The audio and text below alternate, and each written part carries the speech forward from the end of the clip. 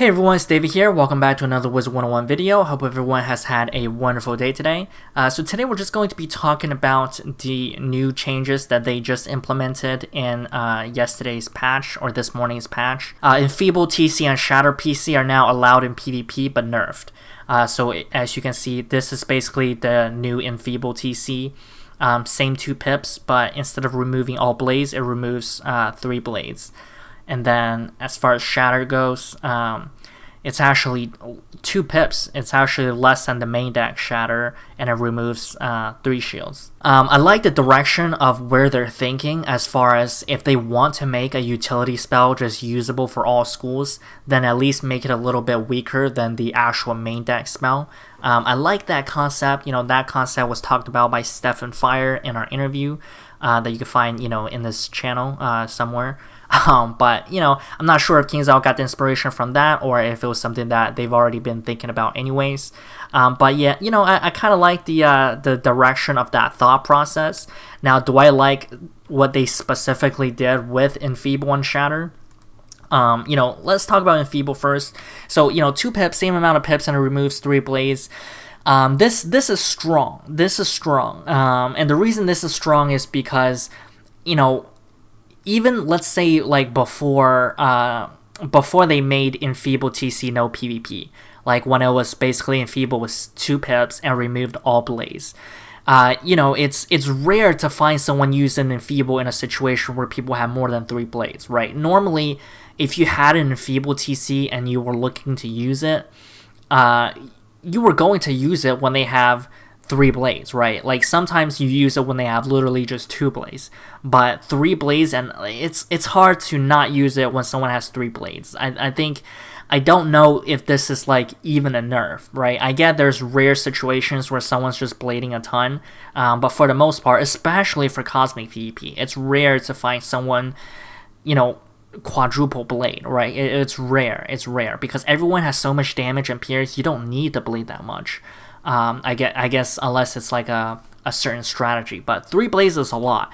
And from what I've seen, people are basically only just using their school blades before this. I definitely think this is gonna change the kind of blades that people use, because before this people were basically just using their school blades, because why use the tri-blade if it gives the same percentage buff and you don't need to really blade stack, right? Because you have such high damage and pierce. So this is probably, I don't know how easy the Enfeeble TC is to get. I mean, let's be honest, tryhards in the game, they always get the best TCs and they always get a lot of it, whether they have to farm or guard or whatever it is, right? So I do think this possibly will change the way that people blade. Perhaps you might see more tri-blades, and that'll just, I guess it does introduce more thinking into the setup aspects of the PvP match. I just think if their intention was to actually, if they think this is a nerf from remove all blades, I'm not sure if I see it. I guess I understand the concept that you can counter this with the tri-blade. So I guess, maybe. I mean, it's hard to imagine what will actually happen in the PvP match. This is something that I have a little bit more problem with. I don't really think I like the concept of reducing the number of pips for the TC, right? Because the main deck shatters 3 pips, but you're making the TC shatter 2 pips, right? Literally every school can use this, and this takes less pips. And on the other hand, I get that you nerfed this a little bit as far as it just removes 3 shields instead of 2. It removes 3 shields instead of all shields. I don't know because you buff the spell by reducing the pips. I get you nerfed the spell by the effects, but you also buffed it, right? It's a buff and a nerf, right? It's not just a nerf. 3 shields. I get this concept as well, as far as, hey, if you're using a set school shield, then depending on which school shield you're using, if you just shield twice, you're still going to have a shield left. But where I see the problem is tower shields, right? Because if you're just using tower shields, then remove 3 positive shields. That's a really, really good spell that has a lot of turn efficiency advantage. because, let's say someone does like 3 tower shields, right? That's 3 turns of shielding, and then you in 1 turn with 2 pips can basically just remove all of that. I think that's a lot. That is, and depending on which school is using it, right? I guess at the end of the day, I understand that it adds more thought process to this phase, these phases of the PvP match. But it's just a lot, right? One of the problems I foresee this having is, Balance is already one of, if not the best school at Cosmic. And, these PvP changes should all really be aimed at in the view of a Cosmic PvP, right? Because I personally think PvP should be Cosmic only or Max only, just because the game is the best designed at Max anyways. So if you it's so easy, just say PvP is Max only, everyone will find matches a lot quicker. It'll be harder to face yourself, and it's you can wipe away years of design flaws by just making PvP Max only, because all the design flaws that you made in the past doesn't even matter, because if you can't PvP at those levels, no one's gonna care about all the mistakes that you made. It wipes out years of design flaws. So Balance is already one of the best, if not best school, the best school at Cosmic, and I see this as having a problem, right? Because the only way you can shield against a Balance is tower shields. So this is really, really tricky. You have to understand the way that the game was designed when it first came out. When level 50 was the cap, and now when level 140 is the cap, it's night and day, right? The differences in the game is night and day, right? When the level cap was level 50 and the game first came out, the idea of balance has incredible stats, just all around. And the idea of balance is that, hey, you can't blaze stack like other schools, because your blade is a little bit weaker and it's a universal blade, right? So you can't just one hit with a different school and get rid of, let's say, a weakness or a shield, right? But so that's a little bit of a nerf, and then to buff your school to counter that nerf is that the only way people can shield against you is with a universal tower shield that can be that you can get rid of using any school attacks.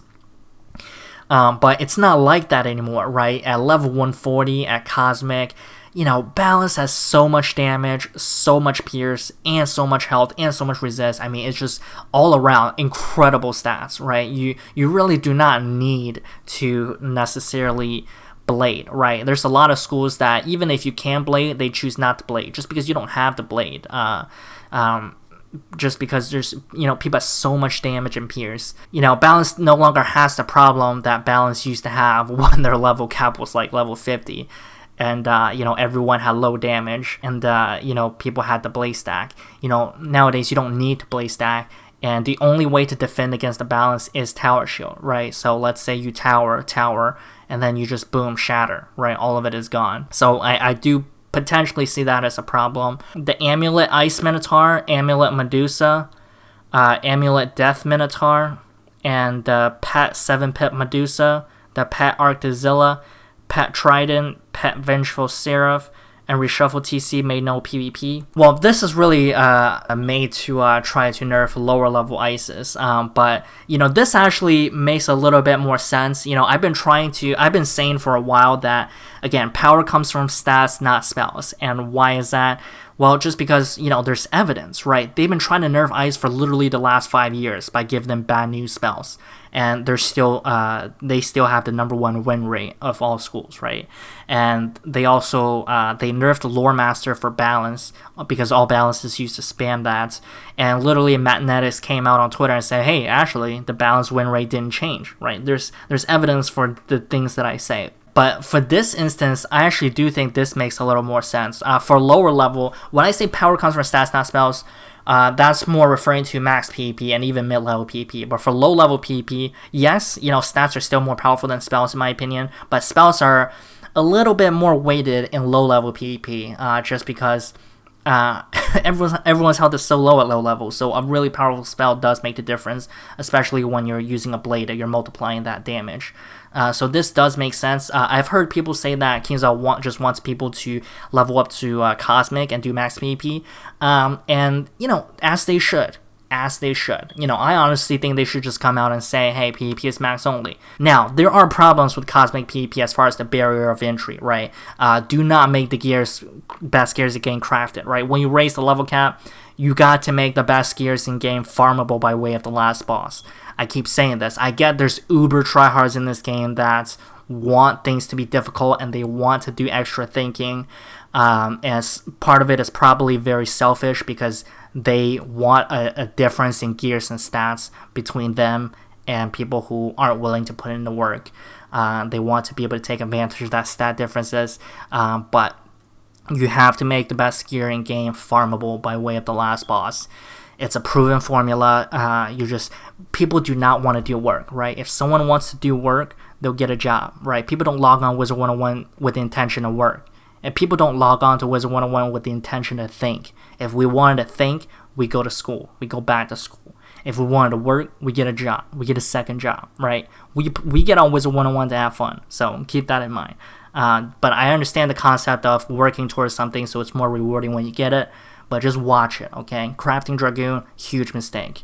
Anyways, Amulet, Ice Minotaur. I've said this a lot of times, right? Minotaur, listen, I get it for PvE, like you're recycling the same spells but adding a different color and making it a different school spell so that you don't have to, because actually coding and designing a new spell takes a lot more work. So I get that for PvE, but not PvP, okay? Not PvP.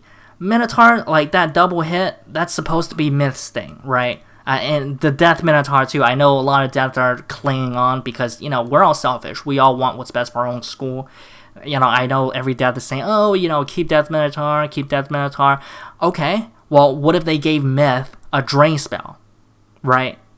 That would be stupid. That would be stupid. People will look at that and be like, that's stupid, right? It doesn't make sense. Like, your school is supposed to have identity, and your powerful spells are not supposed to be able to be used by other schools. I don't know why they keep giving Ice these TCs that are meant for, like just a blue version of another spell. Like Stormzilla, but make it blue. Like, Storm Shark, but make it blue. What else? Storm Phoenix, but make it blue. There has to be balance, right? If you're giving a defensive school more powerful spells, what are you giving the offensive school, right? Because it's nothing. Pet Vengeful Seraph. I've heard that people say this is making PvP a little bit more pay to win because you can still get the Vengeful Seraph from the boots. You just pet a little bit more free, and the boots obviously cost money. Vengeful Seraph as a spell, should it exist? I don't know. I don't know. It's a copy of Balance's Judgment. The reason Balance had Judgment was because, in when the game first came out, the idea of Balance was, you can't blaze stack. So that's why they gave Balance Judgment, and Death is a school that can blaze stack. Reshuffle TC main, no PvP, so basically you can only use main deck reshuffles. Honestly, it's fine. I know it's a little bit of a disadvantage for me, but it's not that big of a deal. I understand the thought process behind it. They think reshuffle is worth 4 pips, not 3. Maybe there's like a few lives at Cosmic that are still doing a defensive tank strategy, and this will make it. And those defensive tank strategies usually require reshuffle, so I guess that might be their intention to nerf that a little bit. I'm not really sure. These are all good, right? This is all really tasty icing. This is all icing, right? The actual cake is you have to make the PvP system actually legitimate, right? You have to patch all the glitches, all the ways of cheating. You have to patch all of that, right? This is just icing, right? You're never going to perfectly balance 7 schools. And, it's perfectly fine to have some schools better than others. But what you can't have is people distrusting the system, right? You have to, because it's a very toxic environment in PvP right now, because what you have is you have boosters talking trash to people doing real matches, saying, no, I'm not boosted, you just suck. And that's really unhealthy. It's really unhealthy. And, I don't think people don't really understand. Like, when I say you can't beat tryhards consistently, people think I'm referring to Wizard101. I'm not talking about Wizard101. I'm talking about game theory. I'm talking about the concept of games, right? In all games, you cannot beat tryhards consistently, right? Not just computer games, but even like other almost sporty games like poker, right? You cannot be tryhards consistently. In poker, if you win 55% of your sessions, you become a millionaire. Okay, do you understand that? That's called game theory. All right. In League of Legends, right, the best players in the world, like the top 5 best players in the world, have about a 59 to 60% win rate. We're talking about League of Legends here, a much better designed game, right? Like if you have a 60% win rate in League of Legends, they have $1 million tournaments in League of Legends, right? If you're one of the best League of Legends players in the game in the world, and you win 60% of your matches, you could win $1 million. If you done about 5, because again, statistics is only significant when you have a large sample size, right? If you do 10 matches and you're 9 wins and 1 loss, or even 10 wins, 0 loss, doesn't mean you boost it, right? It doesn't mean you boost it. Statistics is only significant when the sample size is large. So what I'm going to say is this. If you are someone who have done 500 to 1,000 matches, statistics teaches us that 1,000 is the minimum sample size to be significant. But honestly, I think 500 is enough. 500 is a lot. So I'm just going to say 500 to 1,000.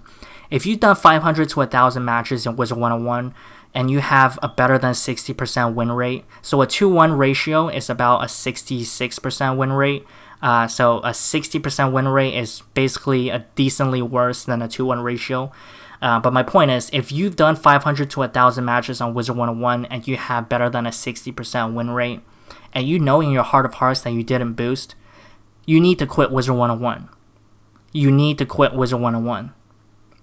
Alright, because this piece of advice could literally change your life. Like, you need to play a big game like League of Legends or Yu-Gi-Oh! Where you can win a ton of money. Like, if you're just a game theory genius, you need to quit this game right now.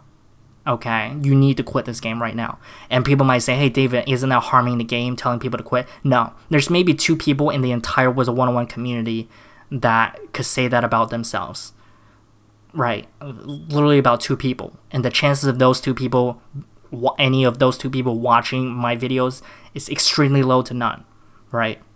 But I'm just saying, like people keep coming, like it's not just me, right? Anyone that calls out a booster, the booster just say, no, you're just bad, you're just terrible. Like it's so toxic, and you know it's just.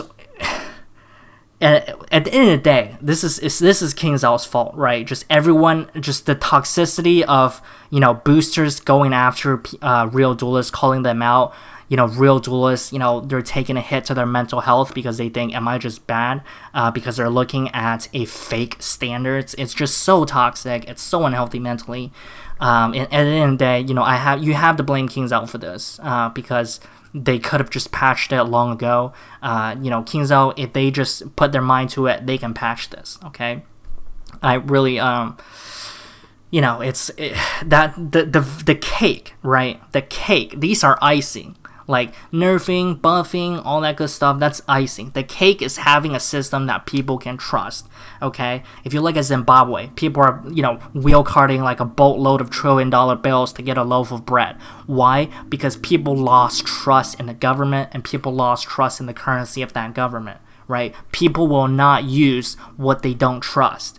People will not PvP if they don't trust that you can get the system clean. Right? Now, don't get me wrong, there's some people who just really love PvP and they'll do it anyways. But for the vast majority of people, they won't use what they don't trust, okay? You have to have a legitimate system. People have to look at this game and see that it's a real game, okay? And that's basically it for this video. Thank you all so much for watching. If you did enjoy this video, make sure to like, subscribe, comment, and share. And I'll see you in the next one. Until next time, see ya. In America, if you're not white or Chinese maybe, you're a minority. Ever since the day that you went away.